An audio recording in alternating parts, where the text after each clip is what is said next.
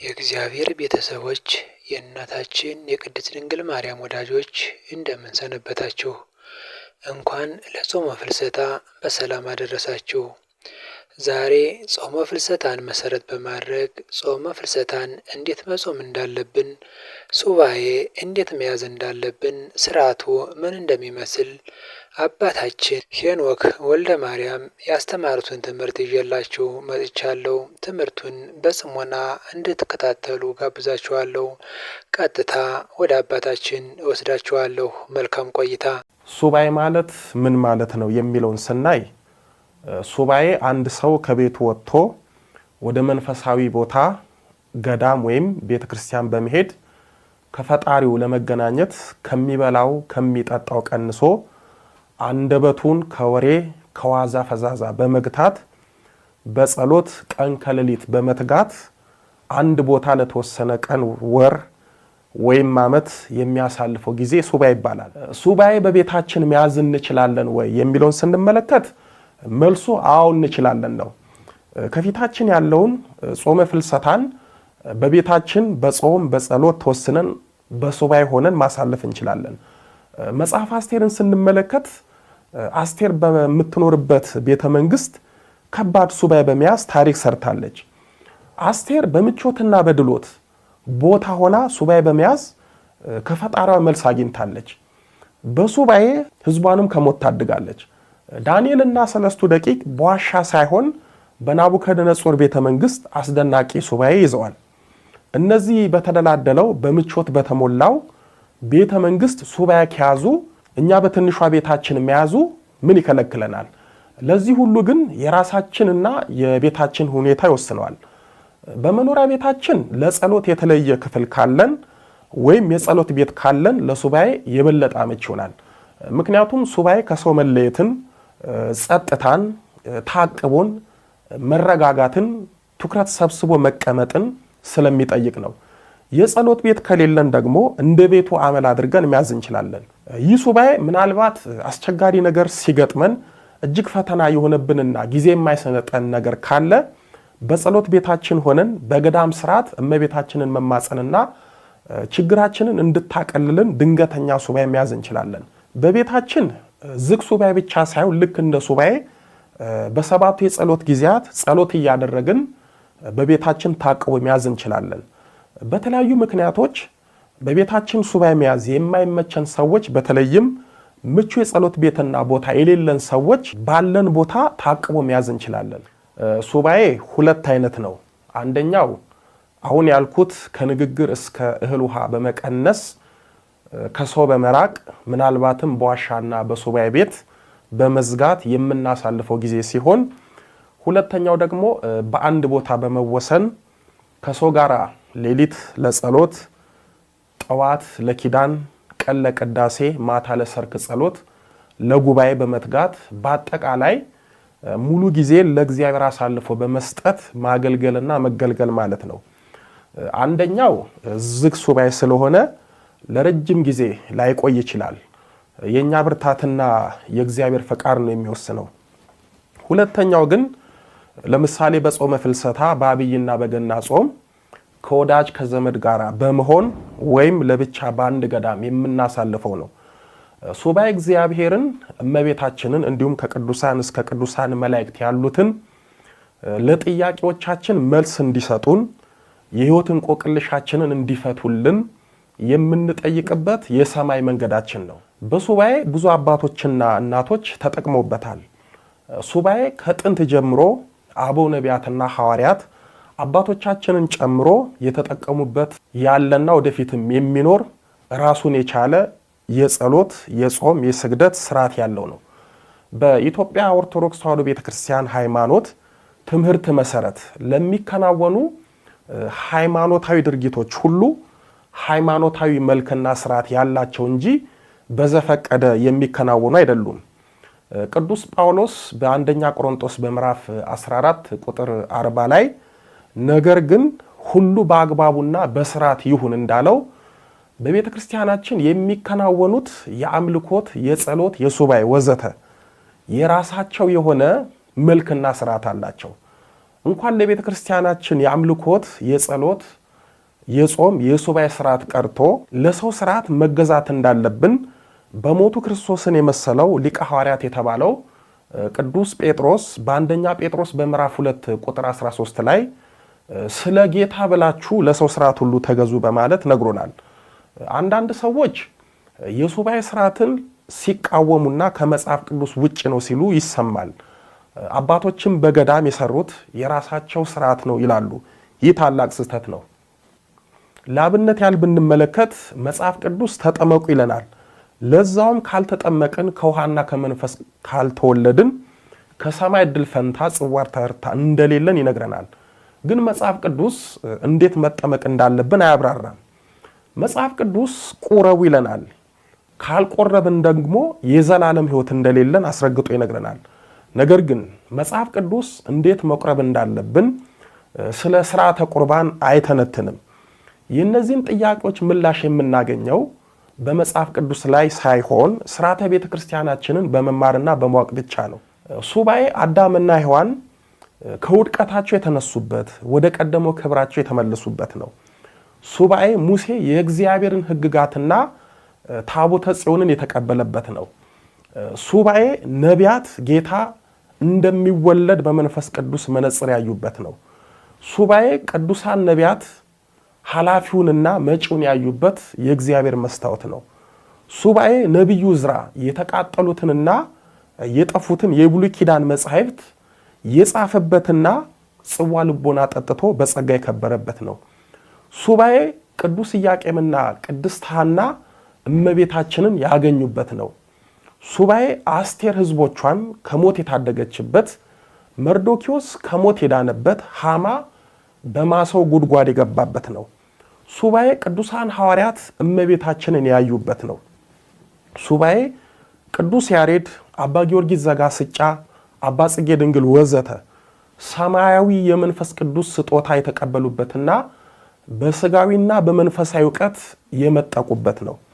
ሱባኤ ቅዱሳን የሰማይ ምስጢር የሚያዩበት ነው። ሱባኤ መጥምቀ መለኮት ቅዱስ ዮሐንስ ጌታን ለማጥመቅ የበቃበት ነው። ሱባኤ መንፈሳዊ ሰው ከእግዚአብሔር ጋር የሚገናኝበት መሰላል ነው። ሱባኤ የሩቁን አቅርቦ የሚያሳይ መንፈሳዊ ማጉያ መነጽር ነው።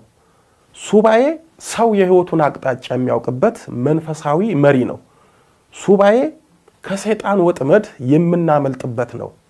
ሱባኤ ከጸጋ የተራቆተን ሰው እስከ ብቃት ደረጃ ድረስ የሚያደርስ ጸጋን የሚያላብስ የእግዚአብሔር ሰማያዊ መንገድ ነው።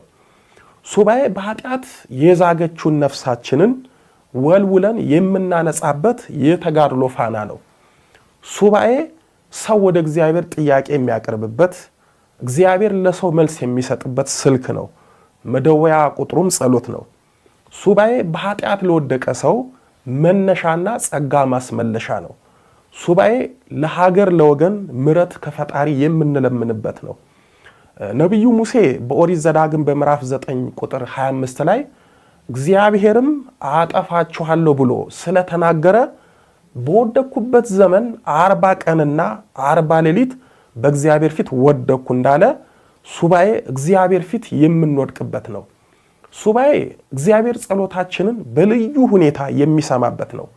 ነቢዩ ሙሴ በኦሪት ዘዳግም በምዕራፍ 10 ቁጥር 10 ላይ እግዚአብሔር በሱባኤ ጸሎቱን እንዴት እንደሰማው ሲናገር እኔም እንደፊተኛው ጊዜ 40 ቀንና 40 ሌሊት በተራራው ላይ ተቀመጥኩ፣ እግዚአብሔርም በዚህ ጊዜ ደግሞ ሰማኝ በማለት ተናግሯል።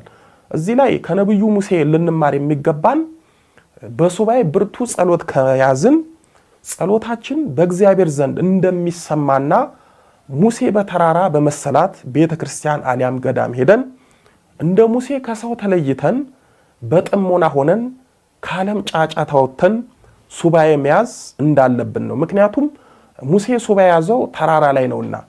እናታችን ቅድስት ሐናና አባታችን ቅዱስ ኢያቄም እመቤታችንን ለማግኘት ሱባኤ ገብተዋል።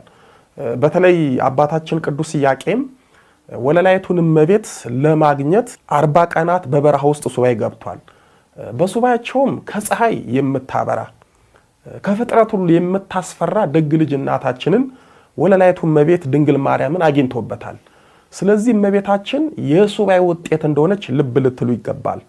ነብዩ ሙሴም አባቶቹን አብነት አድርጎ በሲና ተራራ ላይ ሱባኤ ይዟል። በኦሪት ዘጸአት በምዕራፍ 24 ቁጥር 18 ላይ ሙሴም በተራራ ላይ 40 ቀን 40 ሌሊት ቆየ በማለት የሙሴን የሱባኤ ሕይወት ይነግረናል። እዚህ ኦሪት ዘጸአት ምዕራፍ 34 ቁጥር 28 ላይ በዚያም 40 ቀንና 40 ሌሊት ከእግዚአብሔር ጋር ነበረ፣ እንጀራም አልበላም ውሃም አልጠጣም በማለት ነብዩ ሙሴ ከእህል ከውሃ ተከልክሎ ብርቱ ሱባኤ እንደያዘ ይነግረናል። በአንደኛ ነገሥት በምዕራፍ 17 ቁጥር 3 ላይ ነብዩ ኤልያስም በኮራት ፈፋ እግዚአብሔር እየመገበው በሱባኤ ያሳልፋል። ነብዩ ዕዝራም በገዳም አርፋድ ሱባኤ በመያዝ ፈጣሪውን ለምኗል። ለአብነት ይህንን አልን እንጂ በአጠቃላይ ብዙ አባቶቻችን በመጽሐፍ ቅዱስ ሱባኤ በመያዝ ከፈጣሪያቸው ተገናኝተዋል፣ መልስም አግኝተዋል። ገድለ ቅዱሳንን ስንመለከት ደግሞ በሀገራችን አቡነ ገብረ መንፈስ ቅዱስ በዝቋላ ባህር ተዘቅዝቀው ለ100 ዓመታት ታላቅ ሱባኤ ይዘዋል። ቅድስት ክርስቶስ ሰምራ ለ22 ዓመታት በጣና ሐይቅ በአሳ ሆዷ እስኪሰነጠቅ ስጋዋ እስኪጨነቅ ታላቅ ሱባኤ ይዛለች። አቡነ እስትንፋሰ ክርስቶስም በአባይ ወንዝ ለ9 ዓመታት ስለ ኢትዮጵያ ሕዝብ ኃጢአት ታላቅ ሱባኤ በመያዝ ምሕረትን ለምነዋል። እና አቡነ ሂሩት አምላክ በጣና ሐይቅ እና አቡነ ኢየሱስማ ለ50 ዓመታት በሐይቅ እስጢፋኖስ ባህር ላይ ታላቅ ሱባኤ ይዘዋል። አቡነ ዘራብሩክ፣ አቡነ አሮን ወዘተ በታላቅ ተጋድሎና በታላቅ ሱባኤ ያሳልፈዋል። ዛሬም እኛ ሱባኤ በመግባት የምንጸልየው እንደነሱ ለመጠቀምና ከፈጣሪ ለመገናኘት ነው። 100 አለቃ ቆርኔሌዎስ ከቤተሰቦቹ ጋር እግዚአብሔርን የሚፈራና በፍጹም ልቡ የሚያመልክ እጅግ ምጽዋትን መስጠት የሚወድ ደግ ሰው ነበረ። በቤቱ ሲጸልይ የእግዚአብሔር መልአክ ተገልጾለት ጸሎቱና ምጽዋቱ በእግዚአብሔር ፊት ለመታሰቢያ እንዳረገ የሐዋርያት ሥራ ምዕራፍ 10 ቁጥር 1 እስከ 33 ላይ ተጽፏል። ዛሬኛ እንደ ቆርኔሌዎስ በቤታችን ብንጸልይ እግዚአብሔር የማይሰማበት ምክንያት የለም። ዋናው አጠቃቀማችን ነው። ነብዩ ዳንኤል በአንበሳ ጉድጓድ፣ ሰለስቱ ደቂቅ በእሳት፣ ሐዋርያት በእስር ቤት፣ ቅዱስ ዮሐንስ በፍጥሞ ደሴት ጸልየዋል፣ ሱባኤ ይዘዋል። እኛ ግን በሞቀ ቤታችን መጸለይ አቃተን። የአስቴር የዳንኤልና የሰለስቱ ደቂቅ የቤተ መንግስት ሱባኤ የ100 አለቃ የቆርኔሌዎስ የቤት ውስጥ ጸሎትና ሱባኤ በቤተ ክርስቲያን ብቻ እንዳልሆነና በችግር ጊዜ ባለንበት ቦታ መጸለይና ሱባኤ መያዝ እንዳለብን ትልቅ ማሳያ ነው። ጠይቅም ተክተን በርትተን መጸለይ ግድና አማራጭ የሌለው ተመራጭ ነው። ለምሳሌ ለተለት የምንጸልየው ውዳሴ ማርያም በሱባኤ ጊዜ ጥቅሙ ምን ያህል እንደሆነ እንዴ በቤተ ክርስቲያን ወይም በቤታችን የዕለት ውዳሴ ማርያም በቀን አንዴ የምናደርስ ከሆነ በሱባኤ ወቅት ውዳሴ ማርያምን በሰባቱ የጸሎት ጊዜያት 7 ልንጸልይ ይገባናል። ይህ ማለት በእያንዳንዱ የሰባቱ የጸሎት ጊዜያት ውዳሴ ማርያም እንጸልያለን። በጸሎት የበረቱና ጸሎት ጸጋቸው የሆኑት አባቶቻችን በሱባኤ ጊዜ ውዳሴ ማርያምን ከሰኞ እስከ እሑድ አንቀጸ ብርሃንን ጨምረው ይወድሱ መላእክትን አካተው በሰባቱ የጸሎት ጊዜያት 7 ይጸልያሉ። እኛ ይህንን ማድረግ ቢያቅተን በሰባቱ የጸሎት ጊዜያት የዕለቱን ውዳሴ ማርያም ወይም የቀኑን ውዳሴ ማርያም ከአንቀጸ ብርሃንና ይወድሱ መላእክትን ጨምረን ተክተን መጸለይ ይገባናል። ቅዱሳን አባቶቻችን ቀን ከሌሊት ያለማቋረጥ በየሰዓቱ ውዳሴዋን አብዝተው የሚጸልዩት ጸጋውና ልምዱ ስላላቸው ነው። በዚህ በጸሎት ድካም ውስጥ በማለፍ የማያልፈውን ጸጋ እንዳገኙ በገድላቸው ተጽፎ ይገኛል። በሱባኤ ጊዜ በተቻለን አቅም የበረታን ሙሉ ውዳሴዋን ያልቻልን ደግሞ የዕለቱ ውዳሴዋን በማድረስ ለወለላይቱ እመቤት ጥያቄያችንን ማቅረብ እንችላለን። እስኪ በሱባኤ ጊዜ የሚጸልዩትን ጸሎቶች ዋና ዋናዎቹን እንይ። በሱባኤ ጊዜ በርትተን ተክተን ልንጸልያቸው የሚገቡት ጸሎቶች መዝሙረ ዳዊት፣ ውዳሴ ማርያም፣ አርጋኖን፣ ሰኔ ጎልጎታ፣ ጸሎተ ባርቶስ፣ ሰይፈ ሥላሴ፣ ሰይፈ መለኮት፣ ውዳሴ አምላክ፣ ድርሳነ ሚካኤል፣ ድርሳነ ገብርኤል፣ መልኮችና ገድሎች ወዘተ ናቸው። እኔ ይህንን አልኩ እንጂ የበረታን ሌሎችንም አቅማችንን፣ ልምዳችንን፣ ጸጋችንን ባገናዘበ መልኩ ጨምረን ብንጸልይ የበለጠ እንጠቀማለን። መዝሙረ ዳዊት ቢያንስ በቀን አንዴ የዕለቱ ይጸልያል። ይህንንም ሌሊት አሊያም ጠዋት ላይ መጸለይ ይገባናል። ውዳሴ ማርያም ወለላይቱን እመቤት ማመስገኛ፣ መለመኛ፣ መማፀኛ መጠየቂያና ማመልከቻ ስለሆነ ቅድም እንዳልኩት በየሰዓቱ እንጸልያለን።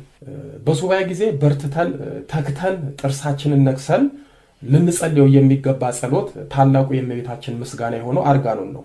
ወለላይቱ እመቤት ሁሉንም ምስጋናዎቿን ብትወድም እጅግ አድርጋ ከምትወዳቸው ምስጋናዎቿ ውስጥ አንዱና ዋነኛው አርጋኖን ነው። አርጋኖንም የእመቤታችንን ፍጹም ድንግልናዋን፣ ንጽህናዋን፣ ቅድስናዋን፣ ወላዲተ አምላክነቷን፣ ክብሯን በአጠቃላይ በብዙ ነገሮች እየተመሰለች የምትመሰገንበት ስለሆነ አርጋኖንን ብንጸልይ ሱባኤያችን ይበልጥ ይሰምራል። በእመቤታችንም ዘንድ ጸሎታችን፣ ሱባኤያችን ተሰሚነትና ተቀባይነት ይኖረዋል። አርጋኖን ከእመቤታችን ምስጋናዎች ውስጥ ረጅምና ትዕግስትን የሚጠይቅ ስለሆነ ቢያንስ በቀን አንዴ የዕለቱን ብንጸልይ እመቤታችን ትደሰትብናለች። አርጋኖን ከሱባኤ ውጭም ብንጸልየው ብዙ ጸጋና በረከት የሚያሰጥ ታላቅ ጸሎት ነው። ሌላው ጸሎተ ባርቶስ ነው። ጸሎተ ባርቶስ ወለላይቱ እመቤት በመዓዛ መለኮት በጣፈጠ ጡም አንደበቷ የጸለየችው ከተወዳጅ ልጇ ቃል ኪዳን የተቀበለችበት አጋንንትን የሚያርቅ መተትና ድግምትን የሚፈታ ከደዌ የሚፈውስ የአጋንንትን መርዝ የሚያረክስ ታላቅ ጸሎት ስለሆነ በሱባኤ ጊዜና ከሱባኤ ውጪ በመደበኛው የጸሎት ህይወታችን ብናዘወትረው ብዙ ችግራችንን የሚፈታ ነው። ስለዚህ ጸሎተ ባርቶስን በርትተን ተግተን እንጸልይ። እንዲሁም በሱባኤ ጊዜ በርትተን ልንጸልየው ከሚገባን ጸሎት አንዱ ሰይፈ ሥላሴ ነው። ከስሙ እንደምንረዳው ሰይፈ ሥላሴ የሥላሴ ሰይፍ ማለት ነው። ሰይፍ ስለቱ በሁለት ወገን ስለሆነ ያገኘውን ያርዳል፣ ያወራርዳል። እንዲሁም ሰይፈ ሥላሴ በጥቡ ልብ ለሚጸልየው አጥር ጥሶ ድንበር አፍርሶ በግልጽ የሚመጣውን መንፈሳዊም ሆነ ሥጋዊ ጠላትን በግልጽ ያጠፋል። ሰይፈ ሥላሴን በሱባኤ ጊዜ መጸለይ በግልጽና በስውር የሚፈታተኑን አጋንንት ያርቅልናል። ስለዚህ ቢያንስ በቀን አንዴ ሌሊት አሊያም ጠዋት መጸለይ አለብን። ከሱባኤ ውጭም የበረታን በየቀኑ የዕለቱን ብንጸልይ ቅድስት ሥላሴ በጸጋና በረድኤት አይለዩንም። በሰይፈ ሥላሴያቸው አጥረው ከልለው ይጠብቁናል፣ ጠላትም አይበረታም። ሌላው በሱባኤ ጊዜ ልንጸልያቸው ከሚገቡን ውስጥ ድርሳናት ናቸው። ድርሳነ ሚካኤል፣ ድርሳነ ገብርኤል ወዘተ ነው። እንደሚታወቀው በሱባኤ ጊዜ ወይም በሱባኤ ወቅት አጋንንት እጅጉን ይፈትነናል። በፈተናው ሱባኤያችንን እስከ ማቋረጥ ሊያደርሰን ይችላል። ስለዚህ በሱባኤ ወቅት በስውርና በግልጽ ከሚፈትኑን አጋንንት መላእክት ስለሚጠብቁን የወደድነውን መልአክ ድርሳን በቀን አንዴ ብናደርስ ጥሩ ነው። ይህ ሁሉ ግዴታ ሳይሆን አማራጭ ነው። ምክንያቱም አቅማችንና ልምዳችን ይወስነዋል። ግን ከሱባኤ ውጪ የወር ባህላቸውን ጠብቀን ድርሳናቸውን መልካቸውን ብናደርስ ጥበቃቸው አይለየም። ከድርሳናት ጋር በተያያዘ ለብዙዎች ጥያቄ የሚሆን አለ። ይህም ሴት ድርሳን ማድረስ ወይም ማንበብ መጸለይ ትችላለች ወይ የሚለውን ስናይ አንዳንዶች አትችልም ይላሉ። ይህ ታላቅ ስህተት ነው። ሴት ድርሳን ማድረስ ትችላለች። አንዲት ሴት ቅዱስ ሚካኤልን ወይንም ቅዱስ ገብርኤልን ከወደደች ፍቅሯን ስሙን በመጥራትና በመዘከር ብቻ ሳይሆን ድርሳኑን በዕለተ ቀኑ በማድረስ ጭምር መግለጽ ትችላለች። ግን በማህበር ከሆነ ወንድ ቢሆን ይመረጣል። ቅድስት አፎሚያ በቅዱስ ሚካኤል ፍቅሯ በመጽናቱ ከጠላት ከሰይጣን እንዴት እንዳመለጠችና ምን እንደተደረገላት ድርሳኑ ይነግረናል። በቅዱስ ሚካኤል ዓመታዊ ክብረ በዓል አንዱ የሚነገረው የሚተረከው የአፎሚያ ታሪክ ነው። ይህ ማለት ሴቶችን ድርሳን በማድረስ ታምራት እንደሚደረግላቸው ማሳያ ነው። በአጠቃላይ እንደተሰጠንና እንደ አቅማችን በሱባኤ ጊዜ በርትተን ተግተን የተለያዩ ጸሎቶችን ብንጸልይ እመቤታችን የሥጋችንንም የነፍሳችንንም ፍላጎት ትፈጽምልናለች። እመቤታችንን በሱባኤ ምን እንለምናት ምን እንጠይቃት የሚለውን ስናይ ለስም አጠራሯ ክብር ምስጋና ይሁንና ወለላይቱ እመቤት ድንግል ማርያምን በሱባኤ እንደ ችግራችንና እንደ ፍላጎታችን እንደ ጎዶሏችን የተለያዩ ነገሮችን ልንጠይቃት እንችላለን። ግን የምንጠይቃት ነገር ለኛ ምን ያህል አስፈላጊና ለሷ ደግሞ ጥያቄያችን ምን ያህል ተገቢነት ያለው መሆኑን በመጀመሪያ ማስተዋልና ማጤን ይኖርብናል። ጥያቄያችን ጫማ ያለቀ እንዳይሆን፣ ምክንያቱም እግር የሌለው አለና። አንድ ሰው በሱባኤና በጸሎት እመቤታችንን አሜሪካ ውሰጂኝ ቢላት ጥያቄው የሱን ሕይወት የሚጎዳና የሚያበላሽ ከሆነ እመቤታችን በዝምታ ልታልፈው ትችላለች። በእርግጥ መውሰድ አያቅታትም። ስንቶቹ እሷን ተማጽነው እንደሄዱና የሥጋ ሕይወታቸው እንደተስተካከለ እናውቃለን። ልመናችንን ልናውቅ ይገባል። ጥያቄያችን የዘብዴዎስ ልጆች ጥያቄ እንዳይሆን በማርቆስ ወንጌል በምዕራፍ 10 ቁጥር 35 እስከ 41 ላይ እንደተጻፈው በአንድ ወቅት የዘብዴዎስ ልጆች ያዕቆብና ዮሐንስ ጌታችንን አንድ ጥያቄ ጠይቀውት ነበረ። ወደ ጌታ ቀርበው መምህር ሆይ የምንለምንህን ሁሉ እንድታደርግልን እንወዳለን አሉት። ጌታም ምን ላደርግላችሁ አላቸው። በጌትነትህ አንዳችን በቀኝህ አንዳችን በግራ እንድንቀመጥ ፍቀድልን አሉት። ጌታም እንዲህ አላቸው፣ የምትለምኑትን አታውቁም። እኔ የምጠጣውን ጽዋ ልትጠጡ ትችላላችሁ፣ እኔ የምጠመቀውን ጥምቀት ትጠመቃላችሁ አላቸው። እነርሱም አዎ እንችላለን አሉት። ጌታም እንዲህ አላቸው፣ እኔ የምጠጣውን ጽዋ ትጠጣላችሁ፣ እኔ የምጠመቀውንም ጥምቀት ትጠመቃላችሁ። በቀኝና በግራ መቀመጥ ግን ለተዘጋጀላቸው ነው እንጂ የምሰጥ እኔ አይደለሁም አላቸው። ይህን ነገር የቀሩት ሐዋርያት ሰምተው በሁለቱ ወንድማማቾች በያዕቆብና በዮሐንስ ላይ እንደተቆጡ ይነግረናል። የመብርሃን ልጆች ያዕቆብና ዮሐንስ ልመናቸውን ባለማወቃቸው ከጌታችን ዘንድ ግሳጼን፣ ከወንድሞቻቸው ከሐዋርያት ዘንድ ቁጣን ያተረፉት። እኛም ካለማወቅ የተነሳ ልመናችን ቁጣ እንዳይሆንብን ልንጠነቀቅና የምንለምነውም ልናውቅ ይገባናል። አብዛኞቻችን እመቤታችን ምን እንደምንለምናት አናውቅም። በዙሪያችን ያሉትን መለመን ስንችል በሰው ዘንድ ያሉትን ምናልባትም ጸጋና ተሰጧችን ያልሆነውን ያልተሰጠንን የማይሰጠንን ብንለምን እመቤታችን እንደ ያዕቆብና ዮሐንስ የምትለምኑትን አታውቁም ነው የምትለን።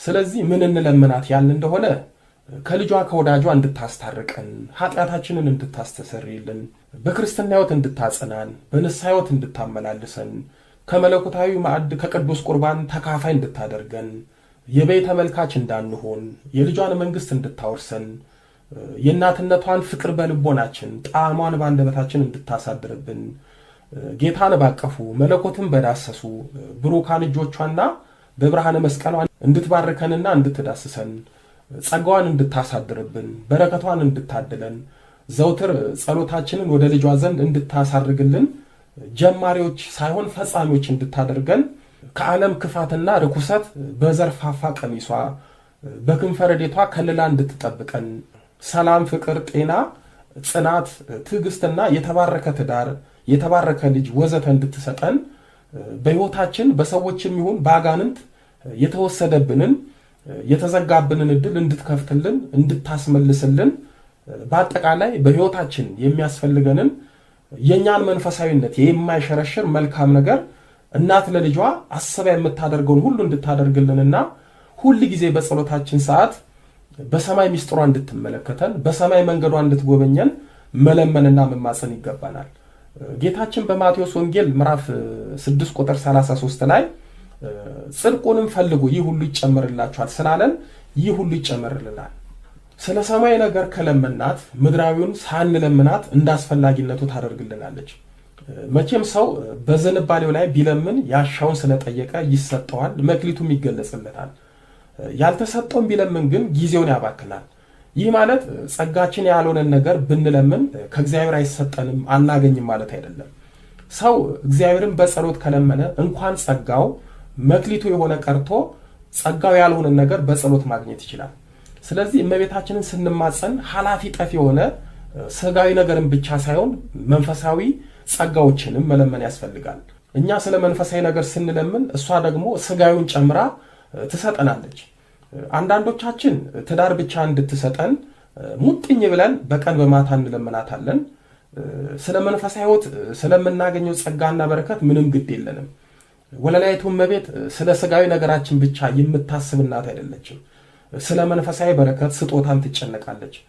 አንዳንዶቻችን ታመን የስጋ ጤናችን እንዲመለስ ጊዜያዊ በሽታችን እንዲርቅ እንማጸናታለን። ምናልባት ነፍሳችን በኃጢአት በሽታ ቆስላ ታማ ሊሆን ይችላል። ስለማትታየን ስለ ነፍሳችን ጉዳይ ቸል በማለት ስለሚታየውና ስለሚያስጨንቀን ስጋዊ ሕመም ጉዳይ እንጨነቃለን። አንዳንዴ እመቤታችን ሳትዘገይብን ምናልባትም የምንለምናትን ካለማወቅና ተቀዳሚና ተከታዩን ካለመረዳት በራሳችን እናዘገያለን። መቼም በልጅነቱ ዳረጎት ወይም እንጎቻ ያልበላ የለም። ወላጅ እናታችን እንዴት አንጀቷን በመብላት እንደምንለምናት እንጎቻውንም ስትሰጠን ያለ ወጥ እንዴት ጥሞን እንደምንበላ እስኪ አስታውሱት። ዳረጎት ከመደበኛ ከምንበላው እንጀራ አትቆጠርም። ወላጅ እናታችን ዳረጎትን ከምንም እንደማትቆጥራት ሁሉ እመቤታችንም ማስቀደመን ጽድቁን ከለመናት ሌላውን እንደ ዳረጎት በየጊዜው ትሰጠናለች፣ ትጨምርልናለች። ስራ፣ ትዳር፣ ልጅ፣ ጤና፣ ሀብት፣ እድሜ እነዚህ ዳረጎት ስለሆኑ ሁሉንም በትዕግስት ትሰጠናለች፣ ታሰጠናለች። በሱባኤ ወቅት ዝምታ መልስ ነውን? እመቤታችን ለምን ዝም ትለናለች የሚለውን የብዙዎቻችን ጥያቄ እንመልከት። ዝምታ ለኛ ለሰው ልጆች የጠባያችን መገለጫ፣ የእርጋታችን የከባድ ሐሳብና የጭንቀት ምልክት ሊሆን ይችላል። ወይም ሐሳባችንን የማንገልጽበት የተፈጥሮ ጠባይ ሊሆንም ይችላል። እናታችን ድንግል ማርያም ግን ለኛ ለአስራት ልጆቿ ለጸሎታችን መልስ የምትሰጥበት ጊዜ አላት። ጥበበኛው ሰለሞን በመጽሐፈ መክብብ ምዕራፍ 3 ቁጥር 1 ላይ ለሁሉ ዘመን አለው ከሰማይ በታችም ለሆነ ነገር ሁሉ ጊዜ አለው እንዳለ ሁሉንም ለማከናወን ጊዜና ሰዓት አለው። ለወለላይቱ እመቤት በሱባኤ በጸሎት በጾም በስግደት ያቀረብንላትን ጥያቄ ለጊዜው ዝም የምትለን በሱባኤ ዝምታ በራሱ መልስ ስለሆነ ነው። ይህ ማለት በሱባኤያችን ጸሎታችን አልተሰማም ማለት ሳይሆን በሱባኤ ያቀረብነው ጥያቄ የሚመለስበት የሚከናወንልን ነገር ጊዜው አልደረሰም ማለት ነው። አንዳንዶቻችን ሱባኤ ስንገባ በአንድ ሱባኤ በቀጥታ መልስ ማግኘት እንፈልጋለን። ጥሩ ነው። ግን መልስ የምናገኘው በሱባኤ ብቻ ሳይሆን ከሱባኤ ውጭም ጭምር ነው። የኛ ድርሻ ችግራችንን በሱባኤ በጸሎት ማሳሰብ ነው።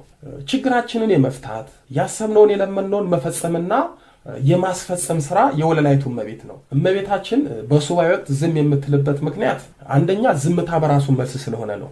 አንድ ጉዳይ ለአንድ ወዳጃችን በምንነግርበትና በምናሳስብበት ሰዓት ጉዳዩን በጥሞና በተመስጦ ካዳመጠ በኋላ መፍትሄውን ጊዜ ወስዶበት ባላሰብንበት ሰዓት ችግራችንን እንደሚያቃልል ሁሉ ወለላይቱ እመቤት ጸሎታችንን ሰምታ ግን ለኛ ያልሰማች ቢመስለንም በአንድ ወቅት በዝምታ ያለፈች የሚመስለንን ነገር በተግባር ታከናውንላለች። ለአንዳንዶቻችን በአጭር ጊዜ፣ ለሌሎቹ በታምራት በዕለቱ ታደርጋለች። ብዙ ጊዜ ሱባኤ ስንገባ የእመቤታችንን በራእይና በህልም መገለጥ መጠበቅ የለብንም። የሱባኤያችን ዋና ዓላማ የተቸገርንበትንና መፍትሄ ያሻንበትን ጉዳይ በጸሎት ለሷ ማሳሰብና መንገር ነው። ሌላው የራእዩና የህልሙ ጉዳይ የእመቤታችን ፈቃድ ነው። ለኛ መንገር ካለባት እንኳን በጸሎት በሱባኤ ተወስነን ቀርቶ እየበላን እየጠጣን በቤታችን ትነግረናለች። ስለዚህ ግድ ህልም ካላየን አንድ ተስፋ ካልሰጠችን ጸሎታችንን አልሰማችን ማለት አይደለም። እንኳን እኛ በጥምቀት የከበርን የቃል ኪዳን ልጆቿ ቀርቶ እሷ ለዓለሙ ሁሉ የምታስብና የምታለቅስ ውድ እናታችን ናት። ሁለተኛ ጽናታችንን ለማየት ነው።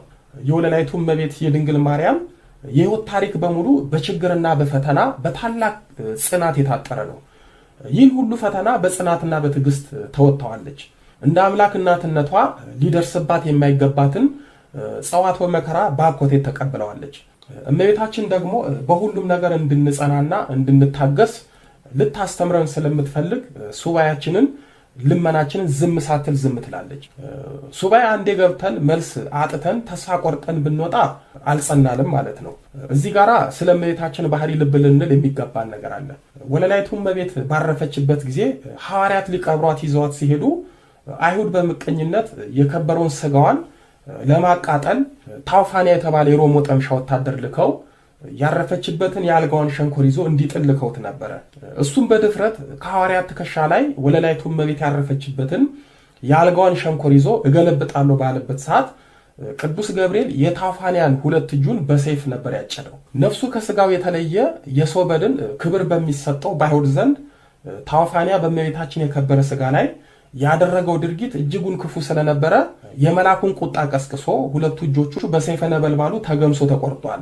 ርሪተ ልቦና እመቤታችን ግን ታውፋንያ ያደረገባትን ግፍና በደል ሳታስብ በመላኩ ቁጣ በሰይፍ የተቆረጠውን እጁን ወደ ቀደመው ቦታው እንዲመለስለት ቅዱስ ጴጥሮስን አዘዘችለት። የተቆረጠው የታውፋንያ እጅም በልጇ ቸርነትና በእሷ ምልጃና ጸሎት እንደቀደመ ደህነኛ ሆኖ ተመልሶለታል። ታዲያ ወለላይቱ እመቤት የታውፋንያን እጅ ወደ ቀደመ ቦታ የመለሰችለት እናት በጸሎት በሱባኤ በደጇ በቤታችን የምንለምናትን እንዴት ዝም ትለናለች? እንዴትስ መልስ አትሰጠንም? ወለላይቱ እመቤት እኛን ልጆቿን በዝምታ ለማለፍ አንጀቱ አይችልም፣ ልቦናም አይጨክንም። የጽኗ እናት ልጆች እንደመሆናችን መጠን በአንድ በሁለት ሱባኤ ዝም ሳትል ዝም ብትለን እኛም በተደጋጋሚ ሱባኤ ስንገባ ጽናታችንን አይታ ዝምታውን ሰብራ አቤት ልጆቼ ትለናለች፣ ችግራችንንም ትፈታለች። ስለዚህ በጽናት እንማጸናት። እመቤታችን ጽኑ ልጆች እንጂ ልፍስፍስ በሆነው ባልሆነው ፈተና የሚንኮታኩቱ ተስፋ የሚቆርጡ ልጆች የላትም። በተፈተኑ ቁጥር እንደ ምስማር የሚጠብቁ ልጆች እንጂ